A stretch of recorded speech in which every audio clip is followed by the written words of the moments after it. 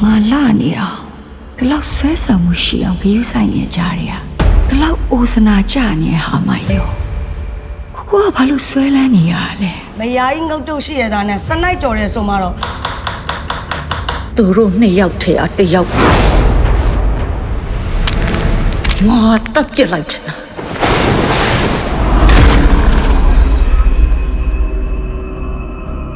အောင်လည်းနဲ့လား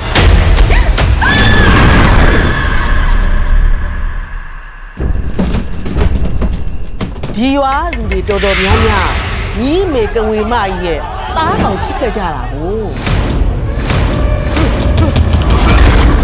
သူစားအခုလိုလေးလုံနေရတာကိုချစ်လို့နော်အဲ့ဒီမိန်းမောင်မျက်လုံးထဲမှာကြိတ်လို့မရ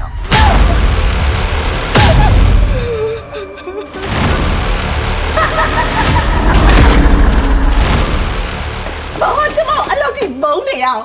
ပေါ့ရဲ့ဘယ်ကျမဘာရင်များကောင်းတိုက်လိုက်လို့လဲကောင်းလက်ကတော့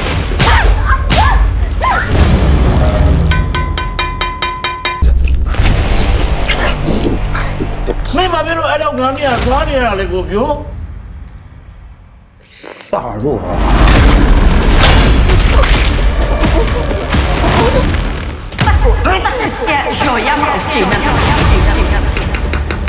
သူ့ကိုယ်ကိုဝင်ပို့လိုက်တော့